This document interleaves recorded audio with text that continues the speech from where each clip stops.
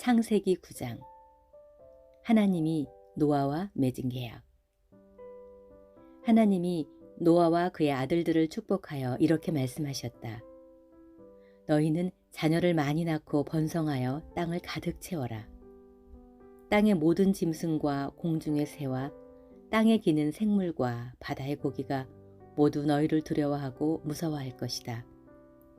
이 모든 것은 내가 다 너희에게 준 것이다. 내가 곡식과 채소를 너희 식물로 준 것처럼 살아서 움직이는 모든 동물도 너희 식물로 주겠다. 그러나 너희는 고기를 생피가 들어있는 그대로 먹어서는 안 된다. 살인은 금물이다. 사람은 나의 모습대로 창조되었으므로 사람을 죽인 짐승이나 인간은 반드시 죽여야 한다. 너희는 자녀를 많이 낳고 온 땅에 번성하여라. 하나님이 노아와 그의 아들들에게 다시 말씀하셨다. 이제 내가 너희와 너의 후손과 그리고 너희와 함께 배에서 나온 모든 새와 짐승과 땅의 모든 생물들에게 약속한다. 내가 두 번 다시 홍수로 모든 생물을 멸종시키지 않겠다. 그러므로 온 땅을 휩쓰는 홍수가 다시는 없을 것이다. 내가 너희와 그리고 너희와 함께 있는 모든 생물들과 대대로 맺을 계약의 표는 이것이다. 내가 무지개를 구름 속에 두었으니 이것이 나와 세상 사이의 계약의 표가 될 것이다. 내가 땅에 구름을 보내 무지개가 구름 속에 나타나면 내가 너희와 모든 생물 사이에 맺은 계약을 기억하겠다. 홍수 때문에 생물이 전멸되는 일이 다시는 없을 것이다. 무지개가 구름 가운데 나타날 때마다 내가 그것을 보고 땅의 모든 생물과 맺은 나의 영원한 계약을 기억할 것이다. 이것이 바로 모든 생물과 맺은 계약의 표이다. 노아의 세 아들. 배에서 나온 노아의 아들들은 셈과 함과 야벳이었는데 함은 가나안의 아버지였다. 그리고 노아의 이 세 아들을 통해서 온 세상에 사람들이 퍼지게 되었다. 노아는 농사를 시작하여 포도나무를 심었다. 하루는 그가 포도주를 마시고 취하여 자기 천막 안에서 벌거벗은 채 누워 있었다. 가나안의 아버지인 함이 자기 아버지의 나체를 보고 밖으로 나가서 그 사실을 두 형제에게 말하였다. 그러자 셈과 야벳이 옷을 가져다가 어깨에 메고 뒷걸음질 쳐서 들어가 아버지의 나체를 덮어주고 계속 얼굴을 돌린 채 아버지의 나체를 보지 않았다. 노아는 술이 깬 후에 함이 자기에게 한 일을 알고 이렇게 말하였다. 가나안은 저주를 받아 자기 형제들에게 가장 천한 종이 되리라. 셈의 하나님 여호와를 찬양하라. 가나안은 셈의 종이 되기를 바라며 하나님이 야벳을 번창하게 하셔서 셈의 축복을 함께 누리게 하시고 가나안은 야벳의 종이 되기를 원하노라. 홍수 후에도 노아는 350년을 더 살다가 950세에 죽었다. 에스라 9장. 이방 민족들과의 결혼. 그 후에 이스라엘 백성의 일부 지도자들이 나에게 백성들과 제사장들과 레위 사람들이 이웃의 이방 민족들과 구별된 생활을 하지 않고 가나안 사람, 헷 사람, 브리스 사람, 여부스 사람, 암몬 사람, 모압 사람, 이집트 사람, 아모리 사람들의 풍습을 본받아 더러운 짓을 하며 이들 이방 민족들과 서로 결혼하여 거룩한 민족의 순수성을 더럽혔으며 이 일에 앞장선 자들이 지도자들과 관리들이라고 일러주었다. 나는 이 말을 듣고 슬퍼서 옷을 찢고 머리털과 수염을 뜯으며 정신없이 주저앉아 있었다. 그때 하나님의 말씀을 두려워하는 자들이 이 백성의 죄 때문에 내 곁으로 모여들었다. 나는 비탄에 잠겨 그대로 앉아 있다가 저녁 제사를 드릴 때에 슬픔을 머금고 일어나 찢어진 속옷과 겉옷을 입은 채 무릎을 꿇고 나의 하나님 여호와를 향해 두 손을 들어 이렇게 기도하였다. 나의 하나님이시여, 내가 너무 부끄러워 주 앞에 머리를 들 수가 없습니다. 우리 죄가 우리 머리보다 높이 쌓여 하늘에 닿았습니다. 우리 조상 때부터 지금까지 우리는 줄곧 죄만 지어왔습니다. 우리의 죄 때문에 우리는 물론 우리 왕들과 제사장들이 외국 왕들의 손에 죽고 약탈을 당했으며 포로로 잡혀가 오늘날까지도 수모를 당하고 있습니다. 이제 잠시 동안이나마 우리 하나님 여호와께서 우리에게 은혜를 베푸셔서 우리 소수의 사람들을 종살이하던 곳에서 돌아오게 하여 이 거룩한 곳에 안전하게 살도록 하시고 우리에게 새로운 삶을 주셨습니다. 우리는 종이었으나 주는 우리를 그대로 내버려 두지 않으시고 페르시아 황제의 은혜를 입게 하시며 우리가 다시 힘을 얻어 폐허가 된 주의 성전을 재건하게 하시고 이곳 유다와 예루살렘에서 우리를 안전하게 살도록 하셨습니다. 그러나 하나님이시여, 주께서 이런 은혜를 베푸신 후에도 우리가 주를 저버리고 주의 법을 어겼으니 이제 무슨 말을 할 수가 있겠습니까?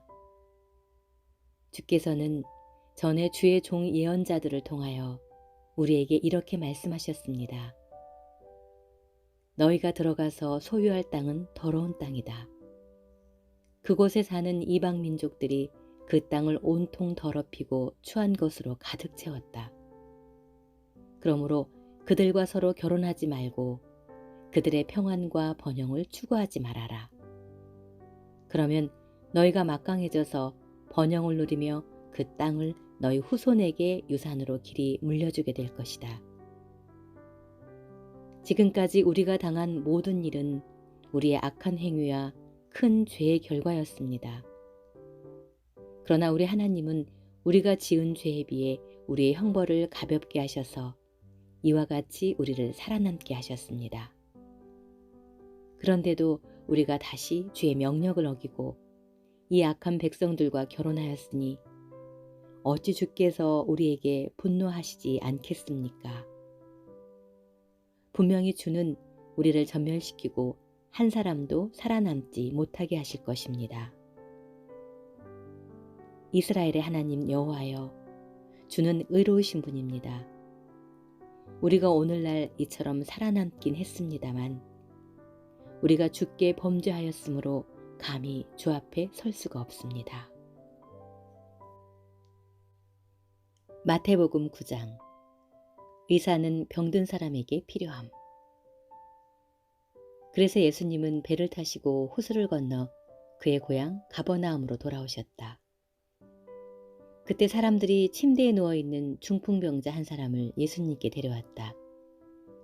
예수님은 그들의 믿음을 보시고 중풍병자에게 얘야 용기를 내어라. 내 죄는 용서받았다 하고 말씀하셨다. 그러자 율법학자 중에 몇몇 사람들이 이 사람이 하나님을 모독하는군 하며 수근거리고 있었다. 예수님은 그들의 생각을 아시고 어째서 너희는 마음에 악한 생각을 품고 있느냐. 내 죄는 용서받았다 하는 말과 일어나 걸어가라 하는 말 중에 어느 것이 더 쉽겠느냐. 땅에서 죄를 용서하는 특권이 내게 있다는 것을 보여주겠다 하시고 중풍병자에게 일어나 내 침구를 가지고 집으로 돌아가거라 하고 말씀하셨다. 그러자 중풍병자는 일어나 자기 집으로 돌아갔다. 사람들은 이 일을 보고 두려워하며 사람에게 이런 권능을 주신 하나님을 찬양하였다. 예수님이 그곳을 떠나가시다가 마태라는 사람이 세관에 앉아있는 것을 보시고 그에게 나를 따라오너라 하시자 그가 일어나 예수님을 따랐다. 예수님이 제자들과 함께 마태의 집에서 식사하실 때 세무원과 죄인들도 많이 와서 자리를 같이 하였다. 이것을 본 바리새파 사람들이 예수님의 제자들에게 어째서 당신들의 선생은 세무원이나 죄인들과 함께 식사를 하시오 하고 물었다. 예수님은 그 말을 들으시고 이렇게 말씀하셨다. 건강한 사람에게는 의사가 필요 없고 병든 사람에게만 의사가 필요하다. 너희는 가서 내가 자비를 원하고 제사를 원치 않는다라는 말씀이 무슨 뜻인지 배워라. 나는 의로운 사람을 부르러 온 것이 아니라 죄인을 부르러 왔다. 그때 요한의 제자들이 예수님께 와서 우리와 바리새파 사람들은 금식하는데 왜 선생님의 제자들은 금식하지 않습니까? 하고 물었다. 그래서 예수님이 그들에게 대답하셨다.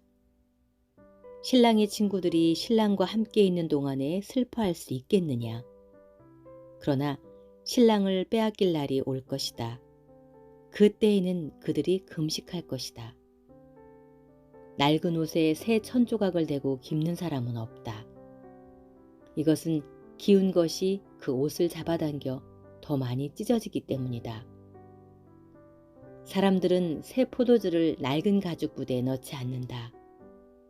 그렇게 하면 부대가 터져 포도주가 쏟아지고 부대도 못 쓰게 된다. 새 포도주는 새 부대에 넣어야 둘 다 보존된다.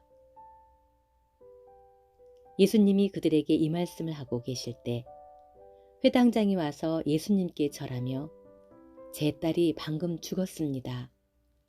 그러나 오셔서 딸에게 손을 얹어주시면 살아날 것입니다. 라고 하셨다. 그래서 예수님이 일어나 따라가서 제자들도 뒤따랐다. 바로 그때 12년 동안 피를 흘리며 앓던 한 여자가 예수님의 뒤에서 옷자락을 만졌다. 그 여자는 예수님의 옷만 만져도 자기 병이 나을 것이라고 생각하였다. 예수님이 몸을 돌이켜 그 여자를 보시고 딸아, 용기를 내어라. 내 믿음이 너를 낫게 하였다 하시자 바로 그 순간에 병이 나았다. 예수님은 회당장의 집에 들어가 피리 부는 사람들과 웅성거리는 사람들을 보시고 물러가거라. 그 소녀는 죽은 것이 아니라 자고 있다 하고 말씀하셨다. 그러자 사람들은 모두 비웃었다.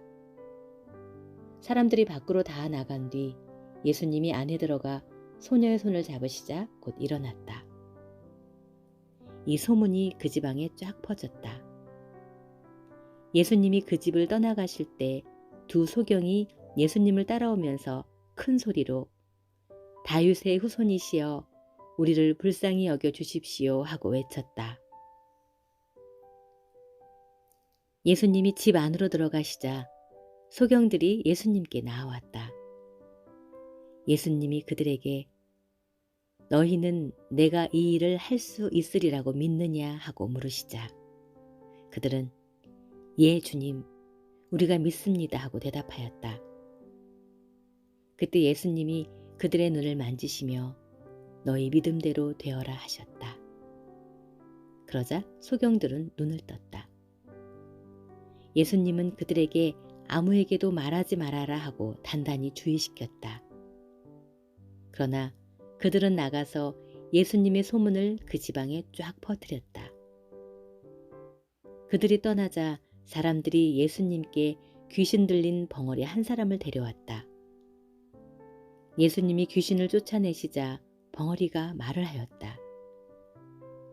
그러자 사람들은 놀라 지금까지 이스라엘에서 이런 일을 본 적이 없다 하고 외쳤다. 그러나 바리새파 사람들은 저 사람이 귀신의 왕 사탄의 힘으로 귀신을 쫓아낸다 하였다. 추수할 일꾼을 청하라. 예수님은 모든 도시와 마을을 다니시면서 여러 회당에서 가르치시고 하늘나라의 기쁜 소식을 전하며 모든 병과 허약한 체질을 고쳐주셨다. 또 예수님은 목자 없는 양같이 흩어져 고생하는 군중들을 보시고 불쌍히 여기셨다.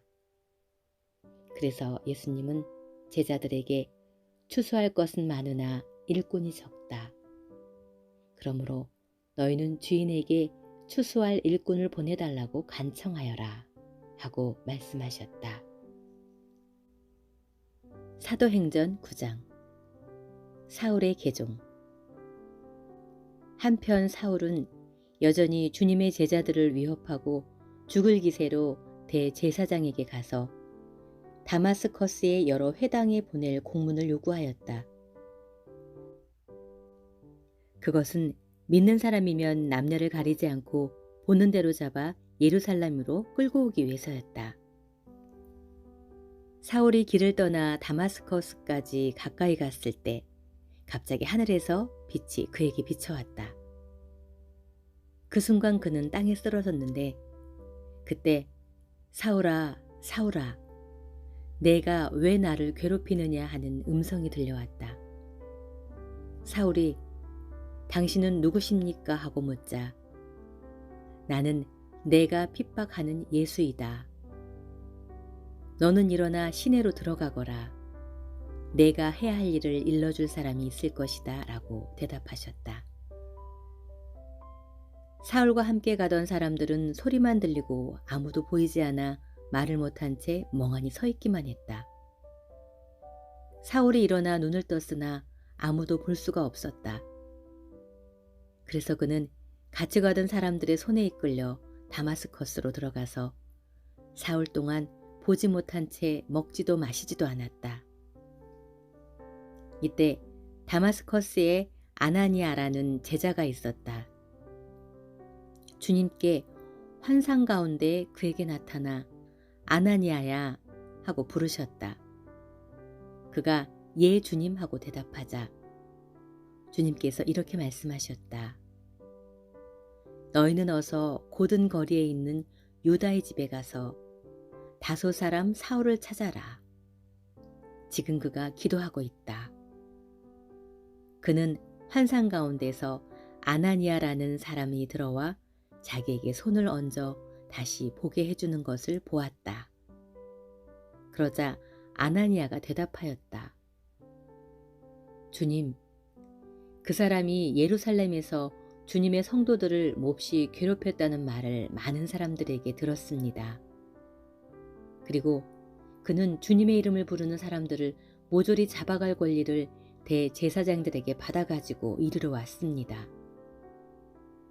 그러나 주님은 아나니아에게 이렇게 말씀하셨다. 가거라. 그는 내 이름을 이방인들과 왕들과 이스라엘 사람들에게 널리 전하도록 내가 선택한 사람이다. 그가 나를 위해 얼마나 많은 고난을 받아야 할 것인가를 내가 그에게 보이겠다. 그래서 아나니아는 그 집을 찾아가서 사울에게 손을 얹으며 말하였다.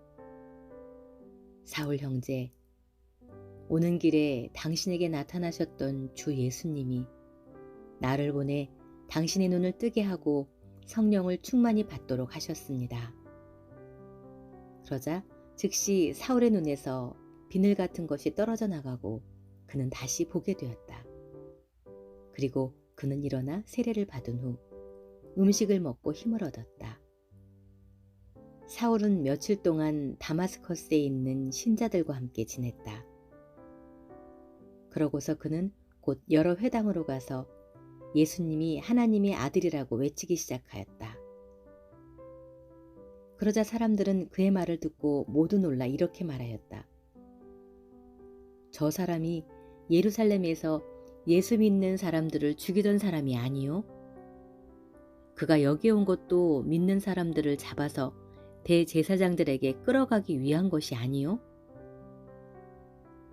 그러나 사울은 더욱 힘을 얻어 예수님이 그리스도라는 것을 증명하여 다마스커스에 사는 유대인들을 어리둥절하게 하였다. 여러 날이 지난 후에 유대인들이 모여서 사울을 죽일 계획을 세웠으나 사울은 그들의 계획을 알고 있었다. 그들이 사울을 죽이려고 밤낮 성문을 지켰지만 그의 제자들이 밤에 사울을 광주리에 담아 성 밖으로 달아내렸다. 사울은 예루살렘에 올라가서 제자들과 사귀려고 했으나 그들은 사울이 제자가 된 것을 믿지 않고 모두 그를 두려워하였다. 그러나 바나바는 사울을 데리고 사도들에게 가서 그가 길에서 어떻게 주님을 보았으며 주님이 그에게 하신 말씀과 또 다마스커스에서 예수님의 이름을 담대히 전한 일을 그들에게 설명해 주었다. 그래서 사울은 제자들과 함께 지내며 자유롭게 예루살렘을 드나들면서 주님의 이름을 담대하게 전하였다. 사울은 그리스 말을 하는 유대인들과 이야기도 하고 논쟁도 하였으나 그들은 사울을 죽이려고 음모를 꾸몄다. 믿는 형제들이 그것을 눈치채고 사울을 가이사랴로 데리고 내려가 다소로 보냈다. 이렇게 해서 교회는 유대와 갈릴리와 사마리아 온 지방에서 평안을 누리며 성장해 갔다. 그리고 주님을 두려워하고 성령님의 위로를 받으며 그 수가 점점 더 늘어나고 있었다. 두 가지 큰 기적. 이때 베드로는 여러 지방을 두루 다니다가 루다에 사는 성도들에게 내려갔다. 거기서 그는 8년 동안 중풍병으로 들어놓은 애니아라는 사람을 만났다. 베드로가 그에게 애니아 씨, 예수 그리스도께서 당신을 고치십니다. 일어나 자리를 정돈하십시오 하자 그는 즉시 일어났다. 루다와 사론에 사는 사람들은 애니아에게 일어난 일을 보고 모두 주님께 돌아왔다. 한편 요바에는 다비다, 그리스 말로 도르가라는 여신도가 있었는데 그녀는 착한 일과 구제 사업을 많이 하였다. 이 무렵 그 여자가 병들어 죽자 사람들이 시체를 씻어서 2층에 안치하였다. 요바에서 멀지 않은 루다에 베드로가 있다는 말을 듣고 제자들은 두 사람을 그에게 보내 속히 와달라고 간청하였다. 그래서 베드로는 일어나 두 사람과 함께 갔다. 그가 요바에 도착하자 사람들이 그를 2층 방으로 안내하였다. 과부들은 모두 베드로의 주변에 둘러서서 울며 도르가가 살아있을 때 만들어준 속옷과 겉옷을 보여주었다. 베드로는 사람들을 모두 밖으로 내보낸 후 무릎을 꿇고 기도하였다. 그러고서 그가 시체를 향해 다비다 부인 일어나시오 하자 그 여자가 눈을 뜨고 베드로를 보며 일어나 앉았다. 베드로는 그 여자의 손을 잡아 일으켜 세우고 성도들과 과부들을 불러 그녀가 살아난 것을 보여주었다. 그리고 그 소문이 온 요바에 퍼져서 많은 사람이 주님을 믿었다. 베드로는 요바에서 여러 날 동안 가죽 만드는 시몬의 집에 머물러 있었다.